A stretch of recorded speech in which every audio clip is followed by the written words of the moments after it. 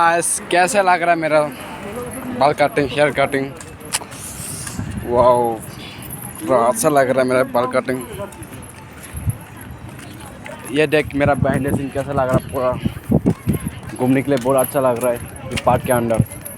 ये देख, वाओ, मेरा बिहाइंड सीन भी देख सकते हैं आप लोग। पीछे कैसा है, पूरा मास मास, पूरा मास लग रहा है मेरा पीछे का बैकग्राउंड भी।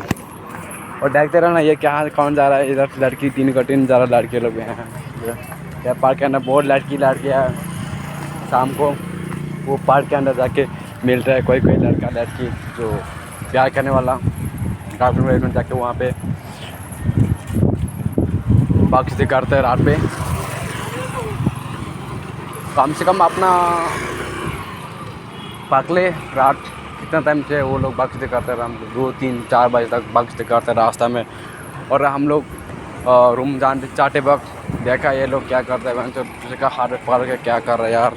मस्त मस्त, बहुत मस्त, अच्छा जगह है, अच्छा जगह है, बहुत अच्छा जगह है यार। हम लोग अभी रूम में जा रहे हैं।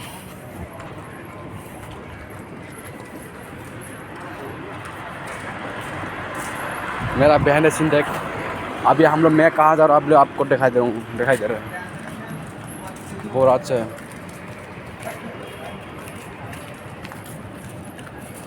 ये देख,